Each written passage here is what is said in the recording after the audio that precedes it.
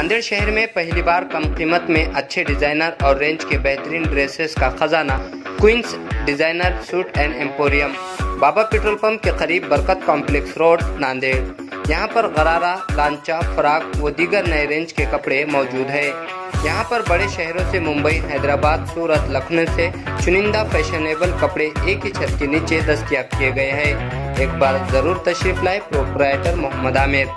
आमदार आहेत बालाजी कल्याणकर यांच्या घरावर हल्ला करणं, त्यांच्या घरासमोर निदर्शनं करण्याच्या धमक्या काही लोक देत आहेत। तुम्ही एक खासदार म्हणून आणि भाजपचे खासदार म्हणून कल्याणकर याचं कसं समर्थन करणार आहात? विषय असा आहे की बालाजी कल्याणकर हे भारतीय जनता पक्ष, शिवसेना युतीचे आमदार आहेत। त्यानंतर त्यांच्या पक्षाने काय निर्णय घेतला मी याला महत्व देत नाही, परंतु माझ्यासहित भारतीय जनता पक्षाच्या अनेक कार्यकर्त्यांनी बालाजी कल्याणकर निवडून यावं याच्यासाठी जीवाचं रान केलेलं आहे। बालाजी कल्याणकर सनदशीर मार्गानं निवडून आलेले विधानसभेचे सदस्य आहेत।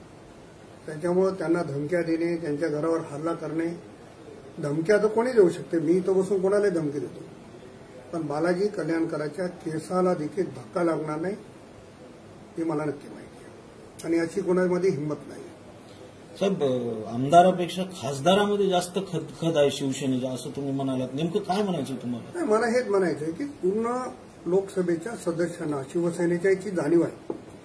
आदरणीय मोदीजींच्या नावावर, मोदीजींच्या नेतृत्वाखाली ते निवडून आलेले आहेत। उद्या येणाऱ्या निवडणुकीमध्ये आदरणीय मोदीजींचं नेतृत्व त्यांच्याकडे नसेल, मोदीजींचा फोटो त्यांच्या बॅनरवर नसेल, तर त्यांना निवडून येण्याची दुरापास शक्यता नाही आहे। म्हणून ती सगळी मंडळी अगोदर प्रचंड शिवसेनेवर नाराज आहे आणि एकनाथराव शिंदे साहेबांनी पुढाकार घेतला, त्याच्यानंतर खासदार पुढाकार घेतला। किती खासदार शिवसेनेवर नाराज आहेत शिवसेनेचे? मला आकडा नक्की माहिती नाही, पण मेजॉरिटी त्यांच्याकडे असलेल्या खासदारांची मेजॉरिटी ही भारतीय जनता पक्षाच्या बाजूने। आपण जवळपास 10 खासदार नाराज असले, मी जवळपास म्हणालो, म्हणजे आकडा नाही सांगितला।